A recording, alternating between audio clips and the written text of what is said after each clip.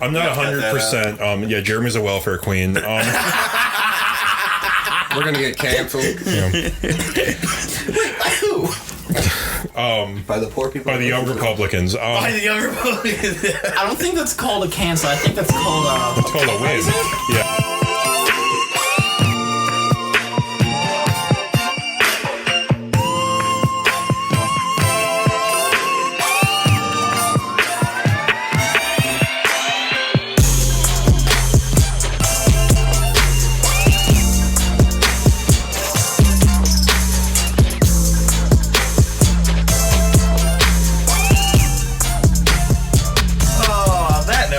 I think we're going to start the episode. We're back with Not Your Average Hipsters. This week we're going to be talking about apocalypses that were predicted but never happened. We're going to be talking with Jeremy, Antoine, Zach, and Connor. I'm Antoine. I'm Connor. I'm Zach. Hell yeah, we got it done, guys. Yeah, that's the first most serious time that's ever happened. Trying to make the crew happy.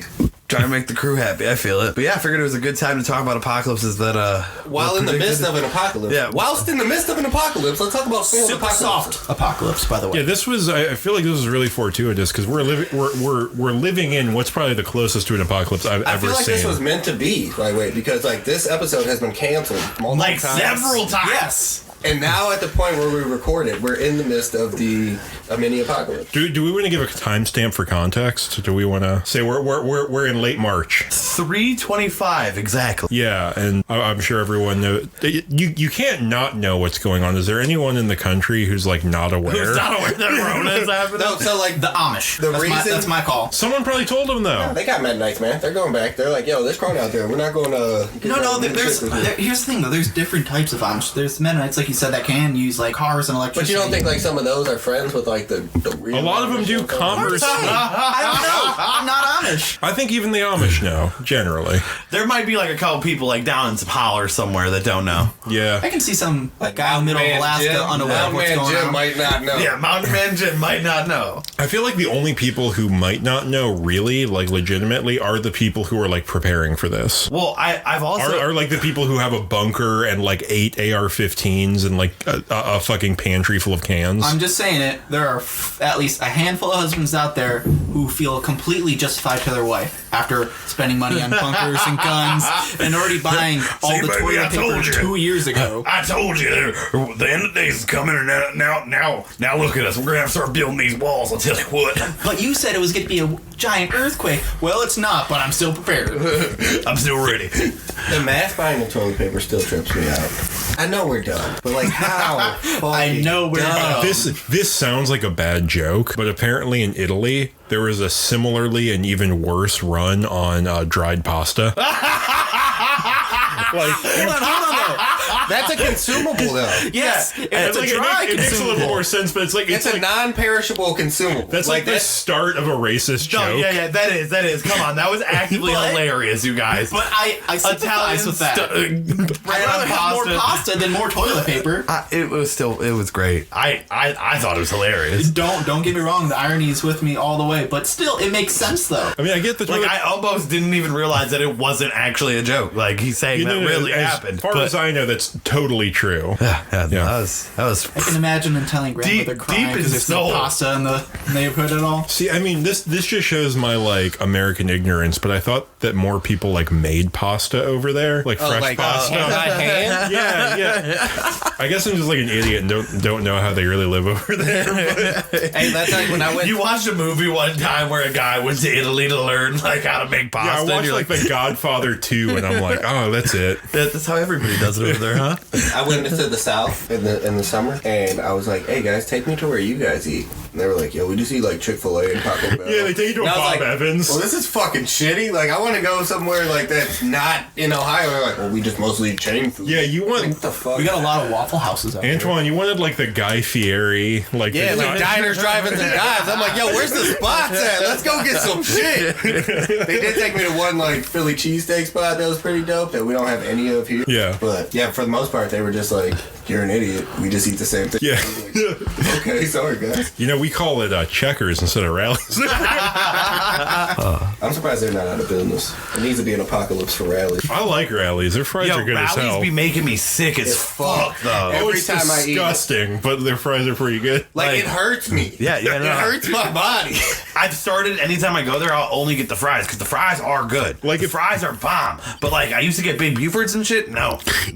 If rallies, if the world was a video game, then like a Big Buford would give you like negative HP. Oh, for sure. And I don't For know how sure. Rallies hires the worst employees. The worst. Like every time, it's the worst employees. They're like, pull They'd be around, like standing outside and shit. You're like, You're waiting. Why are you outside? waiting 35 minutes for one meal. This motherfucker's just outside chilling. Well, there's most rallies are like the size of this fucking room, dude. Of course they're gonna be outside. You're gonna get sick of being in the same box the entire time. If I worked at a rallies, I would the take Buford up together smoking. first. Like I would start smoking cigarettes. Yo, the one day I was at a Rallies and I was trying to get a fucking milkshake and I was salty. He's like, I know I seen this fucking person eating a fucking milkshake. Like she was leaning against the motherfucking Rallies eating a milkshake. And I finally get to the window and to where I could order. I'm like, can I get a milkshake? And she's like, there ain't no milkshakes. I was like, fuck out of here! I seen you eat a milkshake. Hell yeah. So who has the worst employees generally? Sonic or Rallies? Rallies. 100%. I've never had a bad time at Sonic. Dude, I feel like anytime I go to a Sonic, I'm waiting for like 20 I minutes. never go to Sonic. There's one Same. kind of near my house. It's just fucking out of the That way. one by your house, I used to go there regularly when I worked at Daystar. Yeah. And like I always had a good time there. I liked the people that worked in there. Yeah. I was like kind of friendly with them. This I'm dude said, also- I always had a good time. like, how long are you spending at Sonic, my dude? You don't even go inside for a park there and order your food. But it's like, I always had a good time here. Food was always fresh. Like I'm still kind of pissed at them for not doing the Red Bull cherry limeade anymore. That shit was awesome. Red Bull cherry limeade slushy. Weird reason to burn a bridge, but okay. There have been I worse. mean, Red Bull, man's expensive. They probably weren't turning over that much profit on that. Yeah, but I liked it. You know what I It was realized is good. unexpectedly lit? Sheet. Yeah. Sheet is What? the fucking Unexpectedly? shit. What do you mean? They give you a fucking screen to order on. That just makes it the shit right there. I'm with Look, Jeremy on- anytime someone says, "Hey, I'm gonna go to the gas station to get a sandwich," I'm most like people are questioning you. Okay, Exactly. See, hold on. And then you go to hold on. Sheets, you see the place looks clean. No, There's somewhere to sit down. that's- That's not just a I don't want to bench. hear that from you. First of all, you've been eating out of convenience stores and gas stations your whole fucking life. All right, because we both have. And that's why I feel weird when people are like, I won't eat out of there. I'm like, bitch, you eat out of McDonald's. McDonald's is worse. Like, these people are actually trying to do something for their business or something like that. You know what I'm saying? They're going to put more effort into it than fucking a McDonald's employee. So I agree with Jeremy and Zach's sentiment generally, but I never thought it was like a gas station like roller hot dog thing. I knew it was like a fast food thing. I didn't realize A, how cheap, and B, that the shit's actually really fucking good. Shit is good. Yeah, it's pretty good. Like they got a better milkshake than fucking Steak and Shake's got. I can get like a Steak hot and Shake is dying, you know? Yes. Yeah. I can real get shit. a hot dog, fries, and like a large drink for like They fucking couldn't sell $3. their fucking franchises for $10,000, like with all the equipment. I was thinking about it, though. I wanted to. I seen the signs. I was like, It was around the time I was buying the hot dog cart. I'm like, shit. Like, if I just get like $7 grand more, like I'll get a hot dog. I'll get a Steak and Shake instead. If I could find, I hated working at Steak and Shake, though. That's what took me off doing it. It looked like a shit place to work, like just from like eating there sometimes. I worked in the morning shift making breakfast.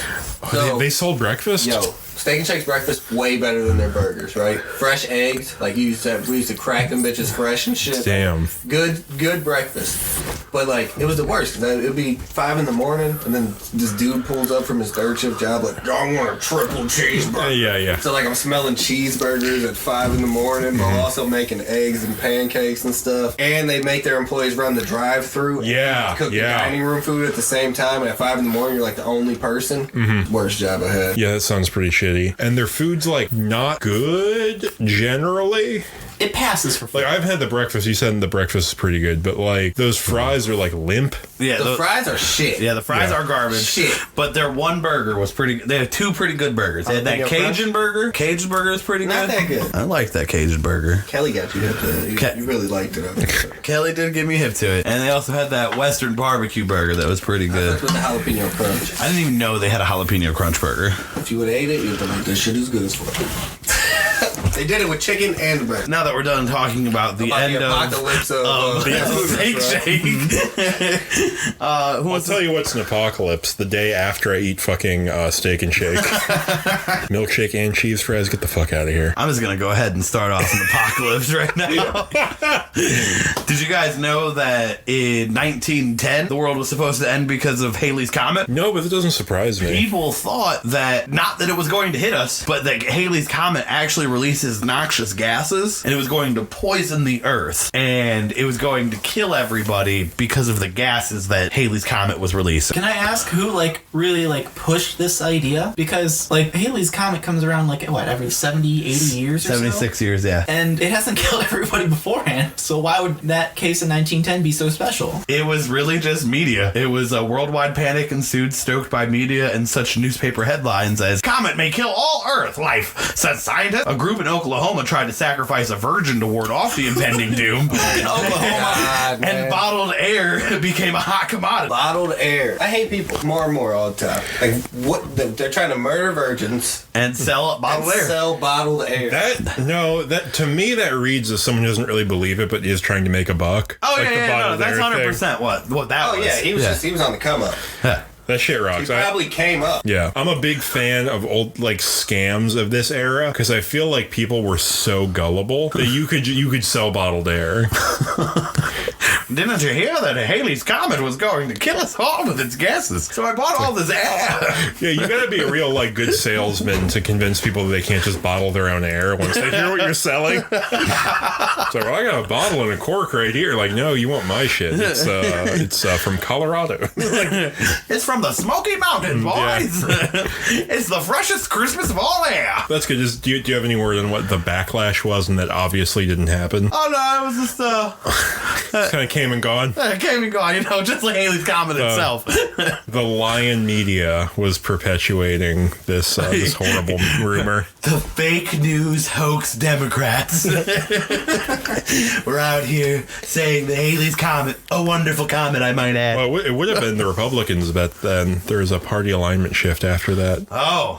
In the 50s and 60s. You are right about that. Yeah, I found an interesting one. Do you guys know about the Great Disappointment and the Millerite movement? Great Millerism? Yes, I know about Millerism.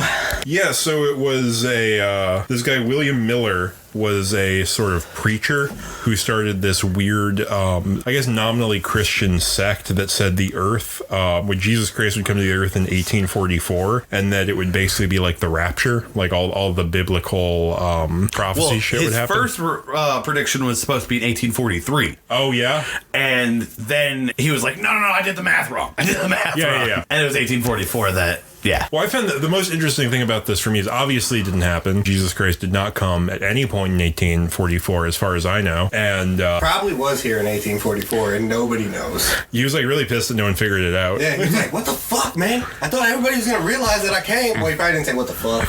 Yeah. I said "What the freak." What the fork? Consarn it. Whoa, I'll be darned. You guys were supposed to know it was me. Jesus Christ. Here. He probably came down looking identical to all the pictures too, and everybody was just like, "This dude over here, man." Well, no, he looked What do you think, you're Jesus Christ? He looked like how he looked historically, which was Middle Eastern, and no one's like, who the fuck's this guy? Or he came back with he didn't have the long hair, he had short hair. Yeah, He had to grow the hair back out. You know what I'm saying? It's if you were Jesus Christ, you'd have long hair, obviously. I don't believe you. Anyway, what I found interesting about this thing is that it sort of spawned this second sort of doomsday cult adjacent religious sect, the Seventh-day Adventists, came out of the Millerite movement. Did not know that the Seventh-day Adventists were spawned by Henry Miller. That's interesting. Yeah, I don't know the details exactly, or exactly enough to say them on the podcast, but I know that there was sort of obviously a disappointment when they realized the shit they were banking on. People sold their shit to other people and gave it away thinking they wouldn't need it anymore because they'd be raptured up, and they wake up the next day and it's well, I need my shit back. So there's a lot of bad feelings there. That house I gave you yesterday? I need that back. It was a joke. It was an April Fool's opposite day. I'm gonna need the house back. But yeah, the Seventh-day Adventists sort of came out of the wreckage of the Millerites. And the Seventh-day Adventists are just waiting for Jesus to come back. Yeah, so they basically they did what original Christianity and Judaism did smartly, which was don't put a date on it, don't call the shot, just kind of leave it up. And they're still sort of I know the Seventh-day Adventists still believe all that like Revelation shit, 4 Horsemen of the Apocalypse type shit. Hell yeah. That's honestly my favorite version of the apocalypse, is that there's gonna be 4 dudes on horses riding around and like fucking like causing war and fucking like famine. That's like vaguely magical. I like magic, you know, and fucking it reads You more like like your a story. apocalypse with a little more pizzazz? Yeah, I like it with a little bit more pizzazz. I don't want to die in fucking a virus, okay? I want it to be magic. I want there to be zombies. I want there to be something. Magical famines that cause a blight on the land. Fucking perfect. Like, let's go. Famine would suck. Famine would Yeah. suck, but if it was a magical famine. It does. I don't care. I'm gonna be hungry as fuck. But if it's I'm like fuck the magic. Wait. Just hear me out here. Just hear me out, all right? Fuck if magic. it's a magical famine, right? We do have the smallest opportunity to go on a magical quest and stop the magical famine. I can see have in no this magical scenario. We have no magical experience. Not your average hipsters versus the magical famine, baby. I can see in the scenario Jeremy's with his apocalypse group, and you're going on the quest. Someone says, "But I'm hungry." Jeremy says, "But it's magical hunger. Yep. You should feel special." Exactly. Me and Jeremy would be fighting during this magical. Everybody would be fighting in a famine. Notably with your Millerism, though, I do. There was a follower named Henry Emmons who wrote, "I waited all Tuesday, and dear Jesus did not come. I lay prostrate for 2 days without any pain, sick with disappointment." And that was like a little journal left behind. I feel like that's like the closest thing to a Yelp review for a failed apocalypse. Yeah, right? Jesus sad. didn't come. 1 star. Not as advertised. I'm pretty sure everyone's familiar with the story of War of the Worlds. Yes. Basically, for those that surprisingly may not know, basically it's a book written in 1898 by H.G. Wells about Martians coming to Earth, killing everybody, and then they die because they die from a virus, and everyone else lives happily ever It after. was kind of a cheap ending, honestly. I would have Yeah. liked someone to get a gun and shoot the aliens, personally. Again, this was written like almost turn of the century, so there was no gun to fight. That's Grab Your sword and kill the alien. That's They no... had guns in 1898. Yeah, that's But grab your sword is better. I Well, want to see him stab they'd the probably alien. bayonet them, which is like a sword and a gun combo. If Yeah, you And think this was about it. first, like it wasn't a story first. It was like on the radio first. No, the book was written in 1890. I am talking about the radio podcast, which happened in 1938 of October. So, Wait, so there was actually a book about it first? I thought Yes. it was just a radio broadcast no. first. It was written 1898 by H.G. Wells, who wrote a bunch of other scientific stories. He actually wrote The Time Machine. I thought H.G. Wells started on the radio. No, I knew he wrote other books. I thought that like the War of the Worlds, like he was before the radio. wow. Like, Okay. in general. But anyways, in 1938, there was a radio broadcast which started off more as a newscast depicting a large object falling from the sky and being outside of Grover's Mills, New Jersey, and basically it escalated from there as it just more or less a newscaster narrating, announcing as Martians are coming and they're blowing up, the militia from. It was basically just depicting, hey, the world's end. Now, while people were listening to this, because it was not announced, this is just a drama and this is all fiction, it started a panic. There were people going for whatever bunkers they had in the 40s. There were people trying to hide and grab whatever they could. They did more or less just riot while this was all going on. Now, after a while, there was a period of silence, and an announcer came over that then said, "You are listening to CBS presentation of Orson Welles and the Mercury Theater on air, an original dramatization of The War of the Worlds by H.G. Wells. Performance will continue after a brief intermission. This is the Columbia Broadcasting System." So while in the middle of there, granted, not everybody was listening to that part because they were trying to run from the Martians coming to kill them, a lot of people realized, oh, okay. And they got in a lot of trouble. I think they did not get sued, but they more or less went out of business afterwards. It wasn't like that part of like how the FCC got set up. Yeah, like it. yeah, fucking because they were like, oh, we have to monitor what we put out on the airwaves because people are fucking morons. Yes. That'd be pretty cool to be H.G. Wells and seeing that there is a law they made after you. Here's the thing, though. It happened twice. Did it really? Oh. Yes.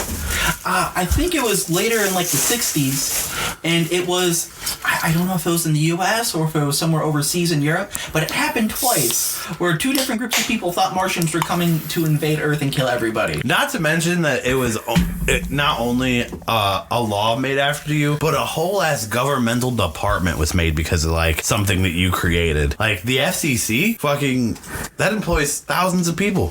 H.G. Wells must feel real proud of himself. I'm still mad at the FCC for finding Howard Stern. I'm still mad about that. For what? For finding Howard Stern. Oh, yeah. Shit was unfair. I really don't care. I really don't care. So I got an apocalypse that just proves my saying that shit always stays the same. Oh. 2800 BC. Oh, yeah? Damn. Found on an Assyrian clay tablet, and the writings on the tablet say that the world is going to end because it was being plagued by bribery and corruption. Oh, shit. Also, that children weren't listening to their parents, and every man wanted to have more than one wife. Is this Fuck. the first boomer?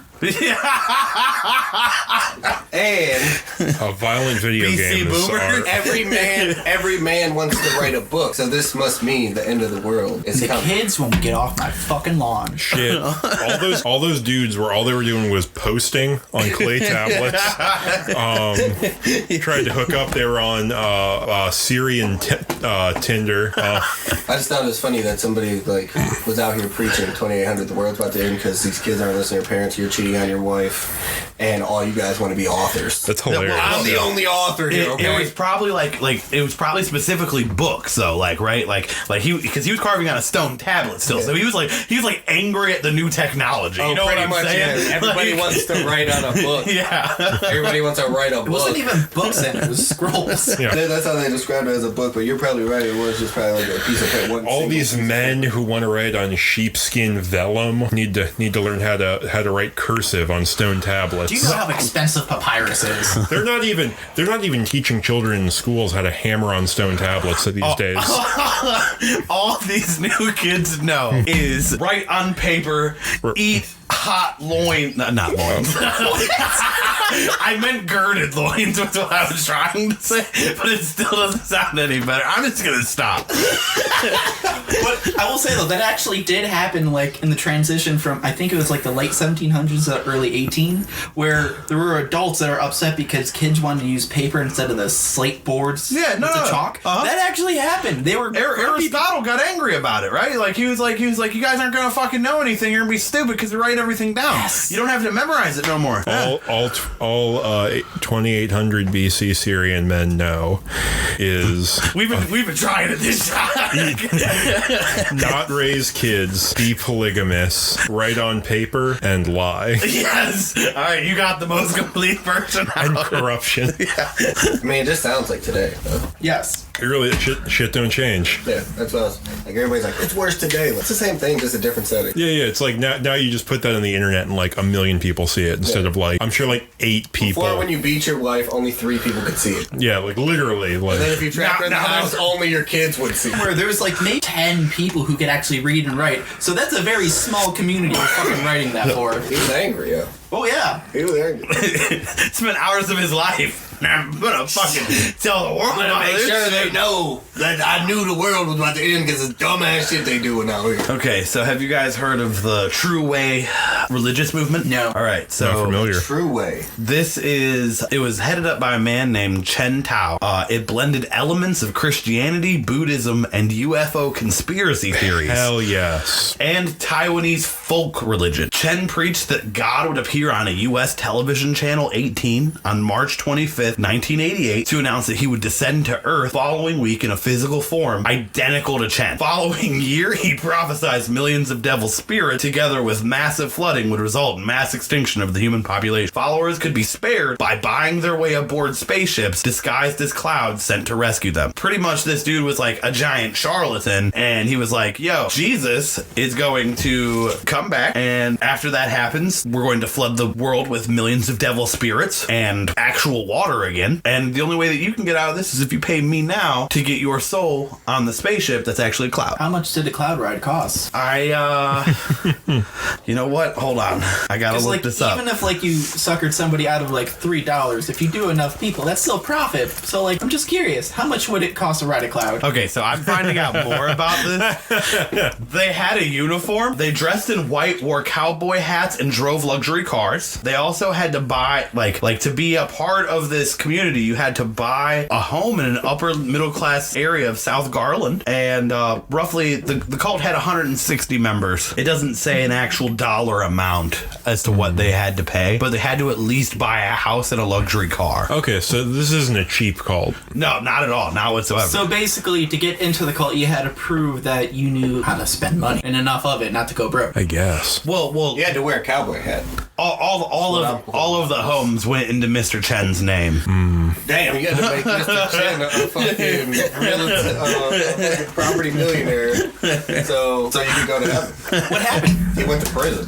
Did he? Nah, he should have. Well, I would like to find out. I don't know. I did hear about this though in my research of failed apocalypse. I feel like if all religion. I feel like if all you have to do is ask someone to buy you a house so they can ride in a cloud or some shit, then that's not really that shouldn't be illegal. Yeah, that's just them being dumb.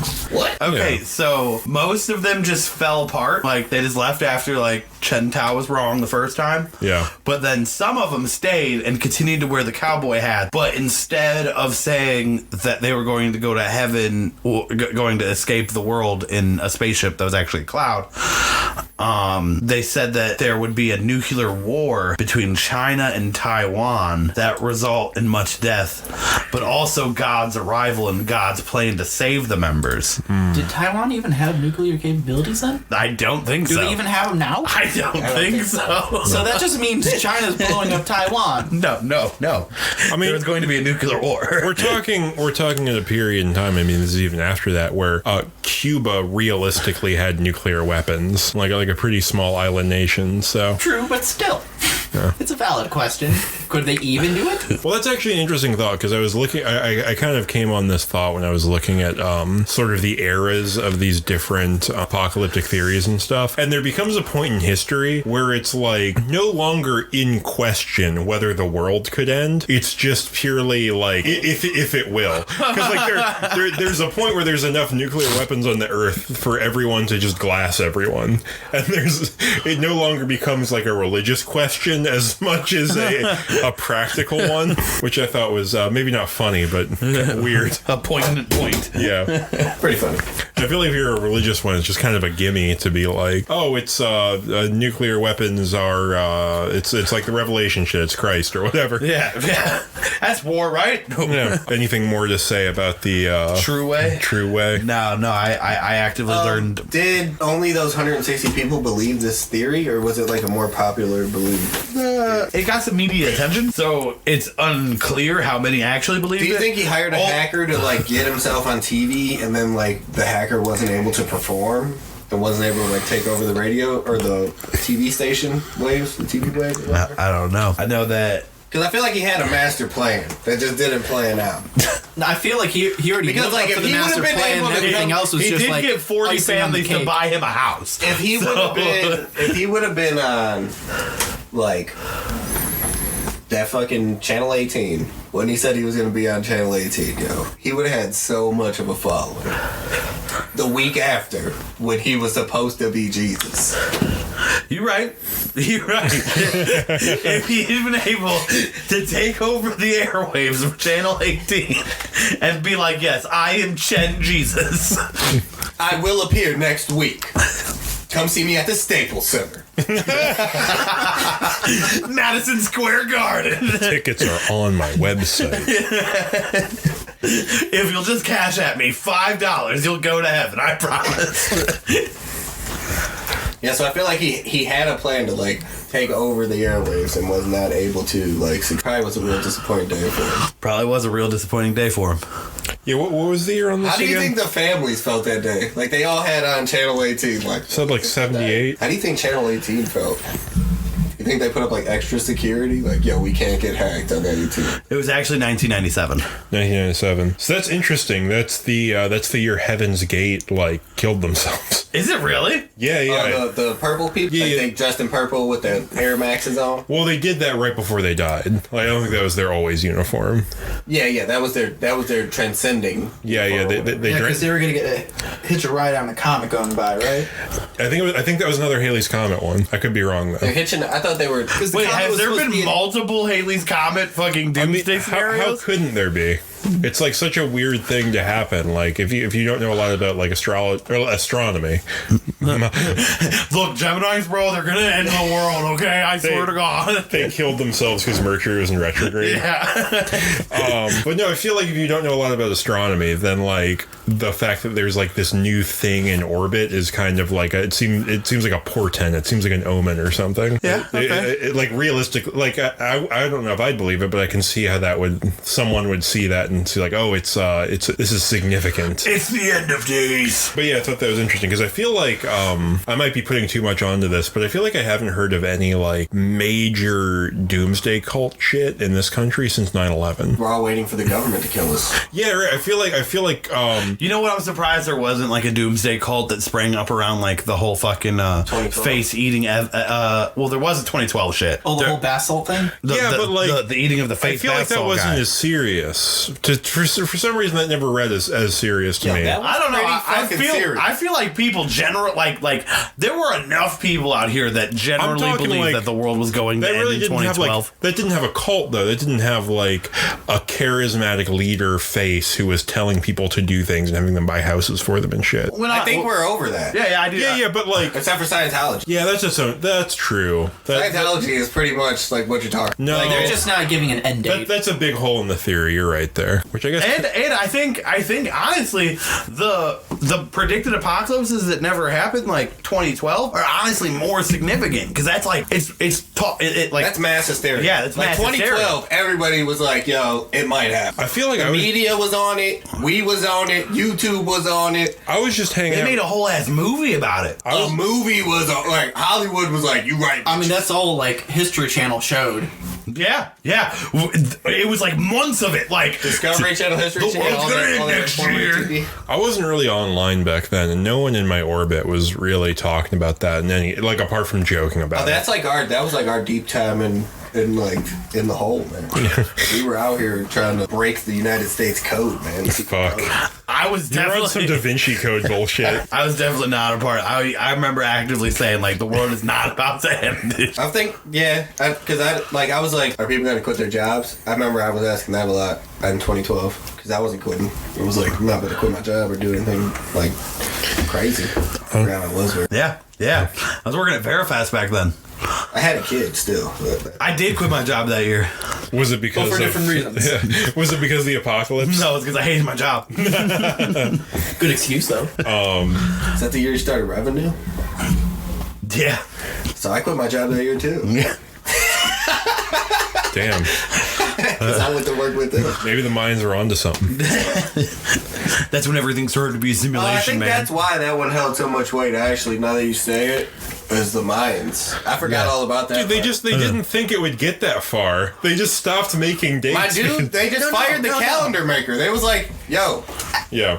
you're Actually, done. no. You were sleeping too many times." It's not that they stopped because they didn't know what was after. It's basically because it's supposed to like restart. So basically, everything they mathed out for what dates would be what were just kind of like, okay, now go to the beginning of the calendar that we made. It wasn't that we don't know what happens afterward. It's like, okay, it should reset itself. Oh, after you just this. reset it. So you only have to make one massive stone fucking circle. I mean, It's like that if is you see- ideal for the time. You know what I'm Yeah. saying? Like, yo, we can just Imagine make my one calendar's like just a normal clock. You couldn't go It's on- 11:59 p.m. Yeah. Is the world gonna die, or is it just gonna be 1 in the morning the following hour? You couldn't go on Wish.com and like order a new massive stone fucking calendar back then. Yeah. Oh, fuck. It did take hella work to make the calendar. That's what I'm saying. Like, they just gave up on making them. Like, I will say though, my research for all the apocalypses and stuff, like obviously I looked up 2012. Obviously it was going to come up at some point in this podcast, but a lot of the natives around the Chichen Itza settlement where, you know, that big temple that everyone sees in the postcards when they think of Mexico. The Temple of Kukulkan, it was just the biggest possible party they could have had. Because they knew the world's not ending, it's gonna start over again. Yeah. So just like any American gets drunk on 4th of July or really any other holiday. It's like where New they're Year's. home, It's like a New Year's that happens once every Yes. like 2012 or a different time frame for them, obviously. Yes, but like that's all it was. Yeah. It was the grandest New Year's possible. it's kind of sick, The actually. restart of Earth, bitch. We're pressing a reset button on this motherfucker. Time to turn up. Everybody gets new credit scores. New multi-thousand year cycle, new me. I found an interesting one when I was looking, kind of a small one. You all know about Mary Bateman? No. She was a witch. She was born in 1768 and was a peasant at the time in England near Leeds, and from a pretty young age made her money as a fortune teller and part-time potion seller. Just like the old gypsy woman said. That's what the things say. It's your like I think she, well, because like back then I Motherfucker's think been working under 32 hours a week for a long time here. yeah, people were really I think mainly going to her for the fortune telling, but she had a side hustle of selling like love potions Hey, you and want to shit. take a look at my potions? Yeah, Before you leave? doing like witch She shit. just has them set on the side, you know, like product placement. She doesn't really mention them. She paints They little only- hearts on them. They Yeah, only, hell yeah. if they ask about the potion, they may buy them, but you know, she's not gonna push it on them. At one point in the town near Leeds, there was a Oh, I know about this one. a chicken that kept producing eggs that after like the farmers would notice after they came into the chicken that said Christ is coming and other sort of signs of the apocalypse On the eggs? on the Yep. eggs So the themselves. chickens were laying Yeah. Easter eggs. Basically, but it was just like it was like burned into the egg that said like Burned into the egg. yes, that said like Christ is Fuck, coming. Does anybody have a picture of these eggs? No, this was before cameras. 1806. This is before cameras existed. Not to mention, this is still a time where illiteracy is like majority of the population. If I'm seeing some shit, if I'm an illiterate farmer and I see some shit in an egg, I'm gonna find the one guy who knows how to read to see what it's saying. The fuck did this say? And then And if he they- chuckles and like, I'm gonna fuck with him right now. They're like, it says, Christ is coming. Run. They're like church people, so they probably knew the word Christ. I'm just trying to think like how to burn an eggshell. Well, Like how It was to corrosive ink. so that's what. So it turns out that I don't know exactly how this was discovered. I think she was caught doing it, but it was Mary Bateman who I don't know for what end. Maybe just because it was funny, because it's pretty funny. She was trolling. the ultimate troll. Used acid on eggs to write this, and then put them back in the chicken. Yeah, what? Inside the chicken. Yeah, put it back in their ovipositor so it would show that. So when the farmer like thought that they were being laid that day, like fresh eggs that said these things. Oh my god. I think she was later hung for witchcraft 3 years after She needs to be this. hung for like bestiality for shoving eggs back into chickens, man.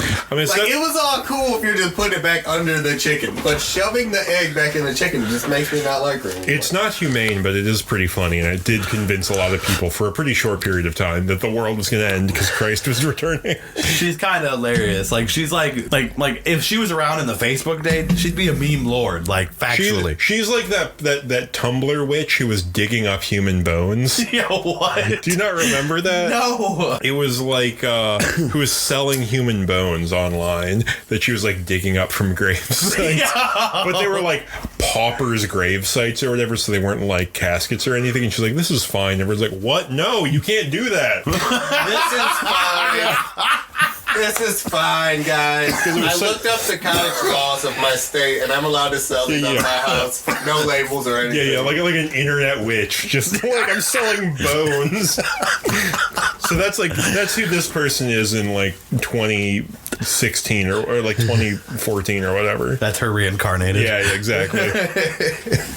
The ghost of Mary Bateman. So this is probably one of the greatest pranks that has ever been pulled out of, I'm going to say, almost all of history. Tricking an entire town that the nearby volcano is going to explode. So it was back in 1974. I believe it was, actually April 1st.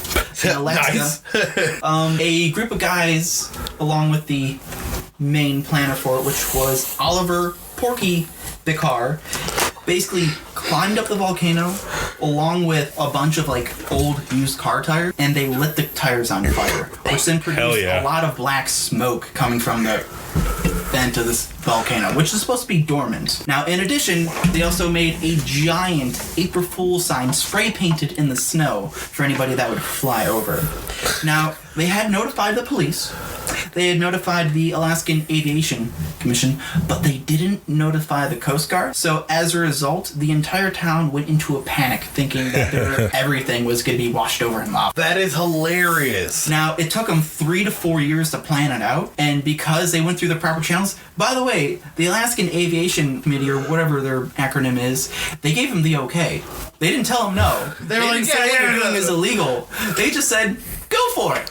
Oh, you guys are going to do a good joke, huh? Yeah, okay. Ain't shit going on up here anyway, so go for it. You'd be surprised what white people can get away with if they actually ask sometimes. I remember... This is it. I tricked everybody thinking you were going to die a fiery death. I remember reading that there are people who walk across, like, Lake Erie in the winter to, like, Canada, but they, like, have to, like, notify, like, the Coast Guard before they do it. But they're like, yeah, I guess as long as you tell us or whatever, it's, like, fine. I mean, if you're far enough in the ice, they're not going to come get you. Yeah. I would never do that. Boats can only go so far. I would never do that. Make sure the ice isn't too thin, I guess. Best of luck. Have fun, buddy. I wonder if anybody's ever just disappeared doing that. Probably, Sure, man. probably many. I mean, for the Great Lakes, there are more disappearing planes and ships than there are in the Bermuda Triangle. Matter of fact, there's more disappearing planes and ships in just Lake Michigan than the Bermuda Triangle. I didn't know that. Not to mention, depending on, like, a lot of the lakes are pretty shallow. They're, like, only 200 feet deep. Lake Erie especially. Mm-hmm. And on certain days, the water gets clear enough where you can see all these ships just sitting at the bottom of the lake. It's cool. It's not cool. I mean, it's cool you can see them. Why? Do you have a boat? I kind of want to I get want a scuba.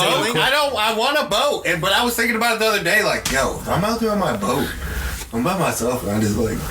That's why you go with people. Well, and you even if notify it's the like- Coast Guard. And I'm like, yo, Jeremy, let's take the boat out.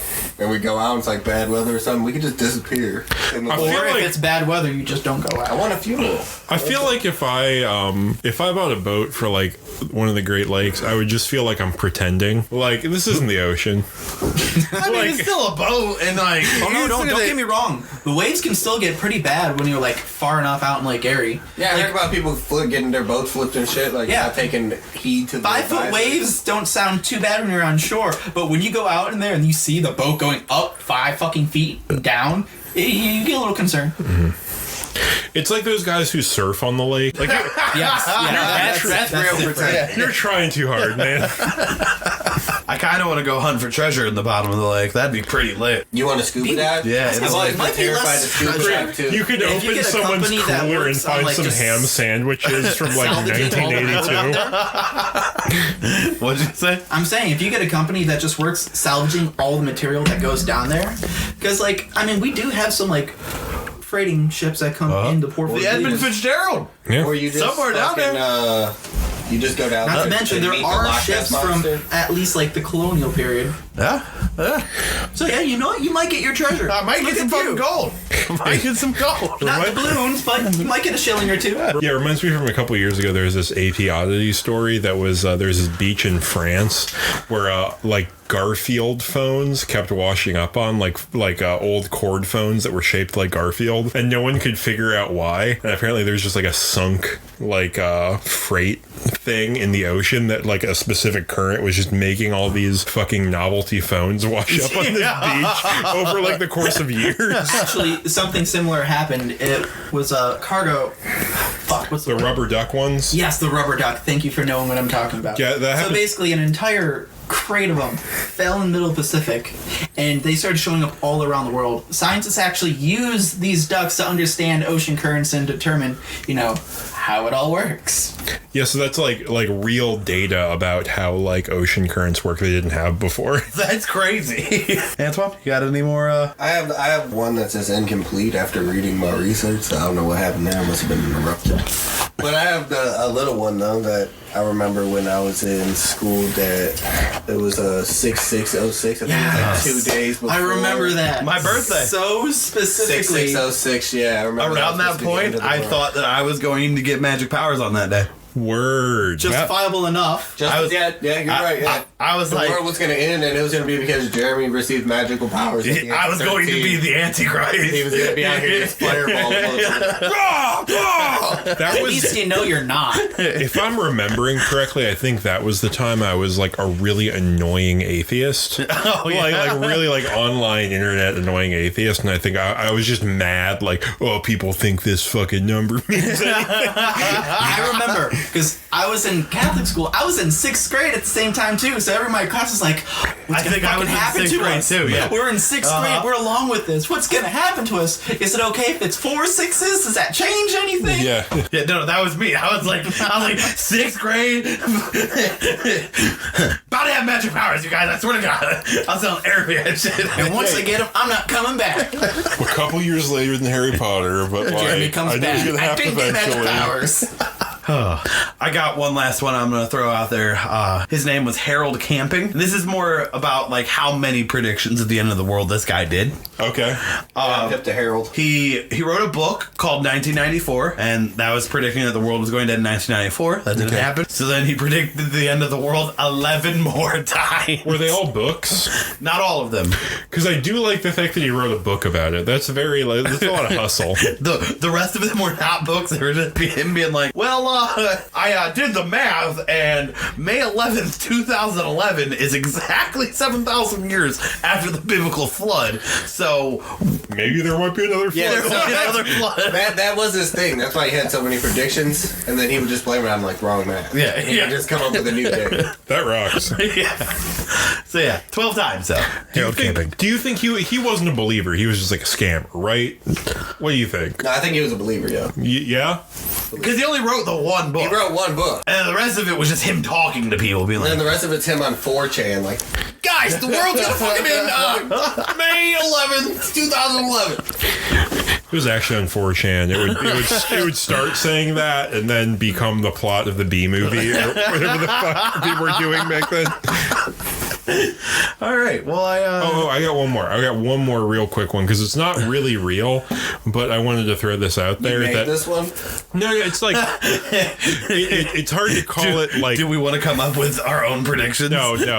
It's an episode in itself. It's hard to call it a failed apocalypse because it's literally revelations from the Bible. Okay. But the person who wrote it is usually attributed to be John of Patmos, who is like an early like Christian figure. And he comes from the Isle of Patmos around Greece, which is known for a couple things. One thing being ergot in rye, which is basically a proto-psychedelic. Okay. And was- LSD. Yeah. Almost exactly. It was used by, I can't remember his name now, but the chemist who invented LSD as sort of the base to make the chemical out of. Okay. So I always thought it was interesting that there's like a non-zero chance that Revelations was written under the influence of basically a psychedelic, which if you've ever skimmed through Revelations is not too surprising. Yeah. 'Cause Honestly, the most interesting part of the Bible, though. Straight up. So I just wanted to throw that out there because I thought it was interesting. Revelations came from LSD. Came from the base of LSD. Ergot. We'll call it LSD. Yeah. Yeah. But with that, that's not your average Hipsters, baby. Hey.